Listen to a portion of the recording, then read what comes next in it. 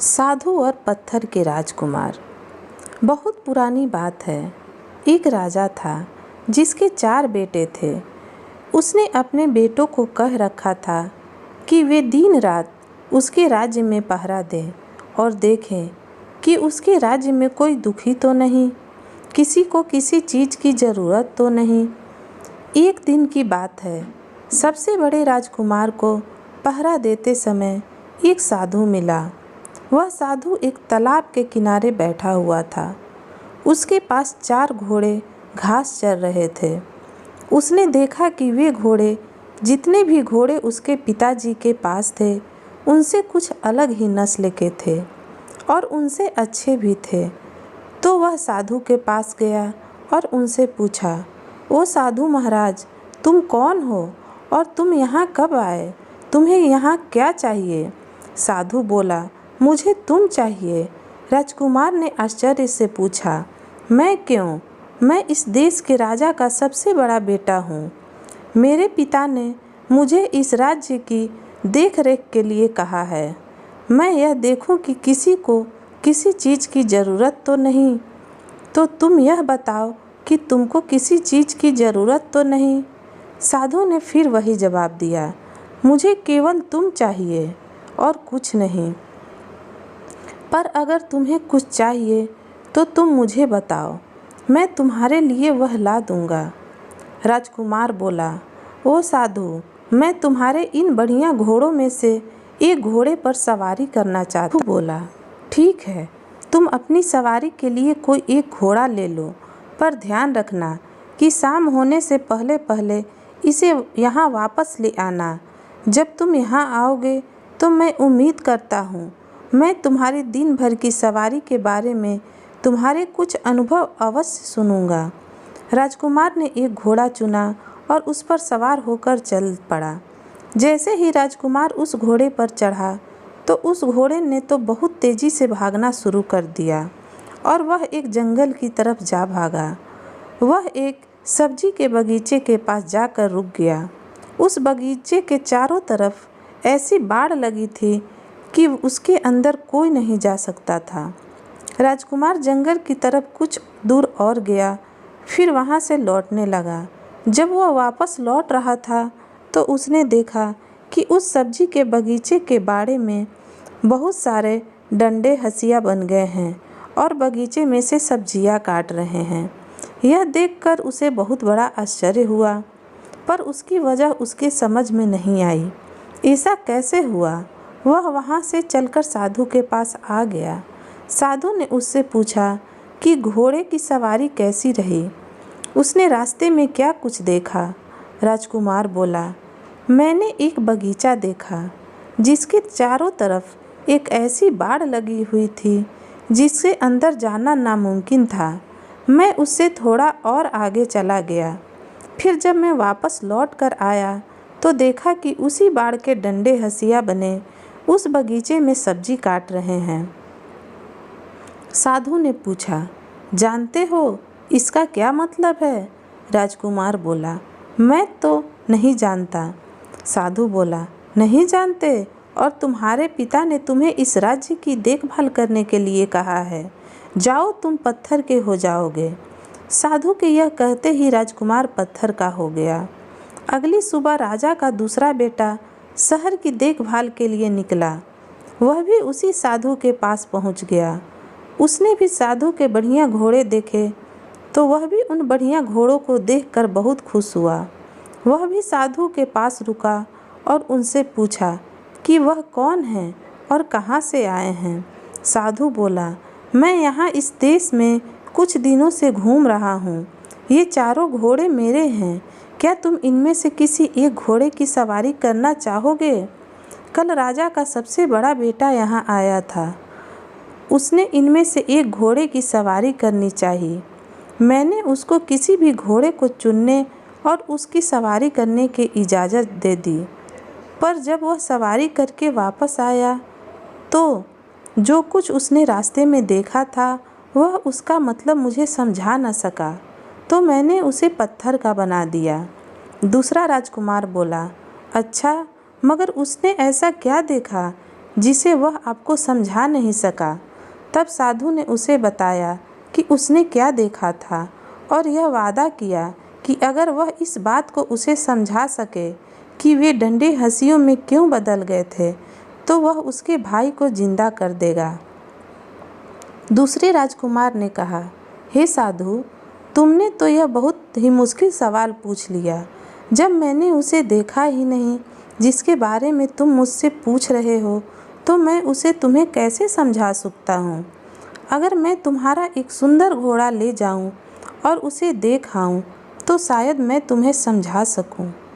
साधु ने उसे आज्ञा दे दी और वह एक घोड़ा लेकर वहाँ से चला गया।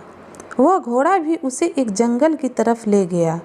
वहाँ जाकर उसने देखा कि नई पैदा हुई बछिया अपनी माँ को दूध पिला रही है। वह बहुत देर तक इस अजीब दृश्य को देखता रहा और फिर साधु के पास लौट आया। साधु ने पूछा, तुमने रास्ते में क्या देखा? दूसरे राजकुमार ने उसे बताया कि उसने देखा कि नई पैदा हुई बछिया अपनी माँ को दूध पिला रही है। साधु ने उससे भी पूछा, क्या तुम बता सकते हो कि इसका क्या मतलब हुआ? राजकुमार बोला, मैं नहीं जानता। साधु बोला, क्या तुम नहीं जानते? राजकुमार उसके इस सवाल का जवाब नहीं दे पाया, क्योंकि इससे पहले ही वह पत्थर का बन चुका था। तीसरी सुबह तीसरा राजकुमार शहर की देखभाल के लिए निकला और वह भी साधु के पास आया। उसने भी उसके घोड़े देखे। वह भी उनके घोड़े देखकर आश्चर्यचकित रह गया। उसने उससे पूछा कि वह कौन है और उसने इतने सुंदर घोड़े कहाँ से लिए। उसके इस सवालों पर ध्यान न देते हुए साधु ने उससे उसके पास बैठ जाने के लिए कहा। बातों बातों में उसने पता लगा लिया कि यह भी राजकुमार है और अपने दो बड़े भाइयों की खोज में निकला है। उसने उसे बता दिया उसके दोनों बड़े भाइयों के साथ क्या हुआ। फिर उसके बाद में उसने यह भी कहा कि वह उसके दोनों भाइयों को जिंदा कर देगा अगर वह यह बता दे कि बाड़े के डंडे हंसियों में क्यों बदल गए थे और नई पैदा हुई बछिया अपनी माँ को दूध क्यों पिला रही थी। तीसरा राजकुमार बोला, बहुत बहुत धन्यवाद। अगर आप मुझे अपना एक घोड़ा दे दें तो मैं इन अजीब चीज़ों को देखकर आ सकता हूँ और तब शायद आपको समझा सकूँ। साधु बोला, हाँ हाँ, क्यों नहीं, तुम इनमें से कोई एक घोड़ा ले लो, मगर ध्यान रखना कि शाम होने से पहले ही यहाँ वापस आ जाना। तीसरे राजकुमार ने उन घोड़ों में से एक घोड़ा लिया और उस पर सवार होकर चल दिया। वह घोड़ा भी उसे जंगल की तरफ ले गया, जहाँ उसने देखा कि एक आदमी अपनी पीठ पर लकड़ियाँ लादे लिए जा रहा है। वह केवल उन्हीं लकड़ियों से संतुष्ट नहीं है जो उसने इकट्ठी कर ली, बल्कि वह रास्ते में पड़ी और लकड़ियाँ उठाता जा रहा है। राजकुमार ने सोचा, इसका क्या मतलब हो सकता है? जब मैं साधु के पास पहुंचूंगा तो साधु को इसका क्या मतलब बतलाऊंगा।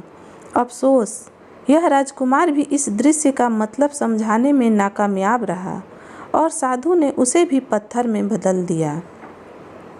अगली सुबह राजा का चौथा और आखिरी बेटा शहर की देखभाल के लिए और अपने भाइयों को ढूंढने के लिए निकला, तो वह भी साधु के पास पहुंचा। उसने साधु को प्रणाम किया और उससे पूछा कि क्या उसके तीनों भाइयों को देखा है। साधु बोला, हाँ देखा है। कहकर उसने एक तरफ इशारा करते हुए कहा, देखो तुम्हारे तीनों भाई ये खड़े हैं। मैंने ही उन्हें पत्थरों में बदल दिया, क्योंकि उन्होंने पास के जंगल में जो कुछ देखा था वे मुझे समझा न सके, पर मैं उन्हें जिंदा कर सकता हूँ अगर तुम मुझे उन सब का मतलब समझा दो। इसके बाद उसने उन राजकुमारों द्वारा देखे हुए तीनों दृश्य उसे बताए।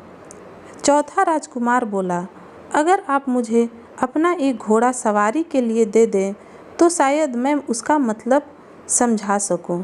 मैं खुद उस जंगल में जाकर उनको देखना चाहता हूँ। साधु ने उसे भी आज्ञा दे दी और राजकुमार उन घोड़ों में से एक घोड़ा लेकर जंगल की तरफ चल पड़ा।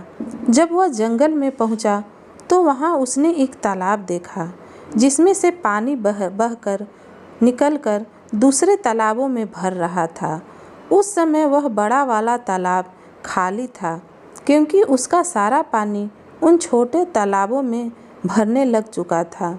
शाम को जब वह साधु के पास लौटा तो साधु ने उससे भी वही सवाल किया जो उसने उसके तीनों बड़े भाइयों से किया था कि उसने रास्ते में क्या देखा, उसका क्या मतलब था। यह राजकुमार भी साधु के इस सवाल का जवाब देने में नाकामयाब रहा तो साधु ने उसे भी पत्थर में बदल दिया। जब राजा को पता चली कि कई दिनों से उसके चारों बेटों में से किसी का भी कोई पता नहीं है तो उसे संदेह हुआ कि उसके बेटों पर ज़रूर कोई मुसीबत आ पड़ी है। अब वह खुद उन्हें ढूंढने के लिए निकल पड़ा। ढूंढते ढूंढते वह भी साधु के पास आया। उसने भी साधु से पूछा, साधु महाराज, क्या आपने मेरे चारों बेटों को कहीं देखा है?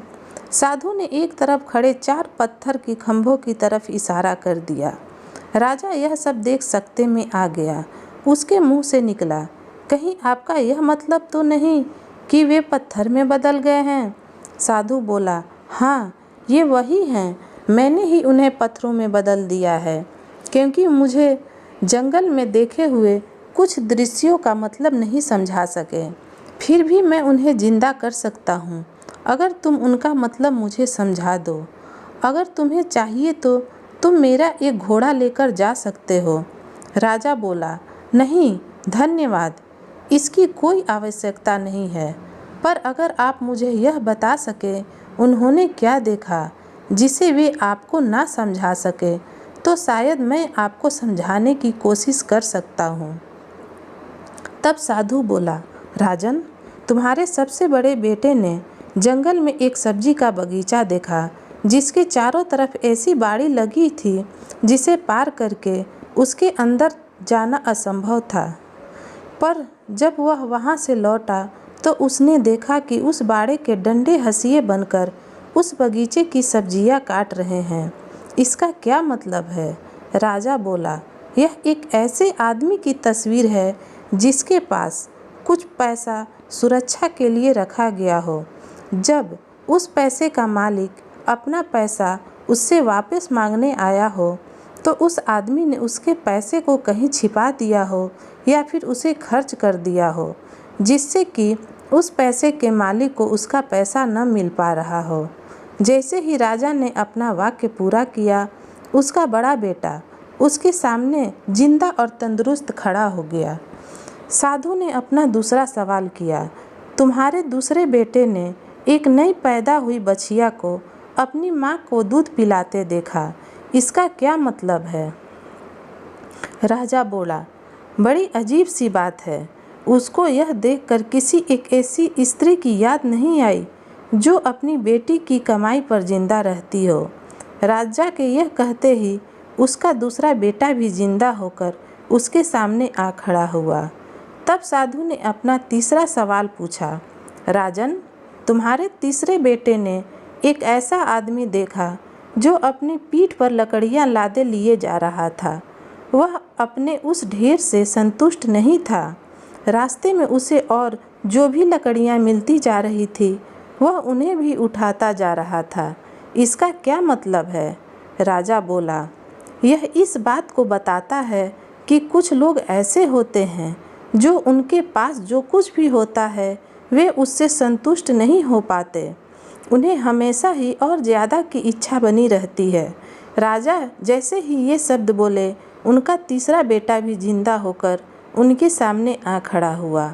अब साधु ने अपना चौथा और आखिरी सवाल पूछा, राजन, तुम्हारे सबसे छोटे बेटे ने जंगल में एक तालाब देखा जिसने दूसरे तालाबों को पानी देने के लिए अपने आप को खाली कर दिया।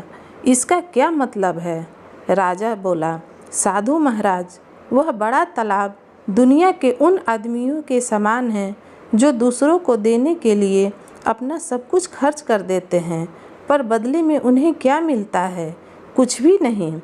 जैसे ही राजा यह बोला, उसका चौथा बेटा भी जिंदा होकर उसके सामने आ खड़ा हुआ। राजा और उसके चारों बेटे खुशी खुशी अपने महल वापस लौट आए। कुछ समय बाद ही राजा ने अपनी गद्दी छोड़कर अपना राज्य अपने बच्चों को दे दिया और वह खुद जंगल में शांति से रहने चला गया।